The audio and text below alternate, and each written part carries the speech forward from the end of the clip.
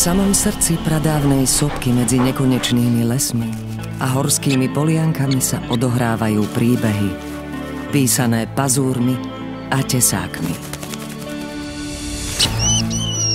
Hoci tu už väčšinu lesov výrazne ovplyvnil človek, niektoré miesta sú ešte ozajstná divočina.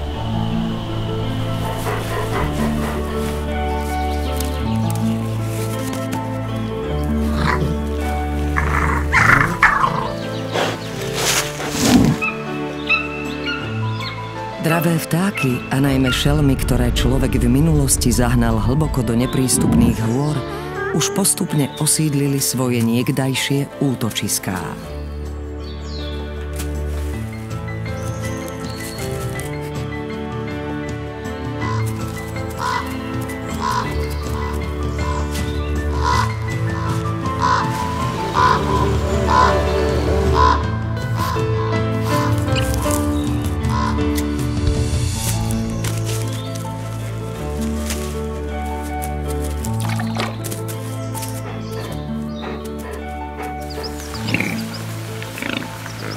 My sme sa rozhodli zmapovať návrat vlkov do horského masívu Poľany. Zahliadnuť plachého predátora je tu skôr vzácnosťou ako pravidlom.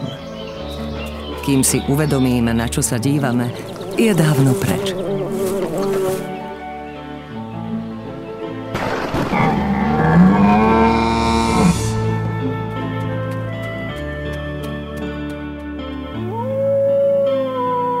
Tak poďte a dívajte sa.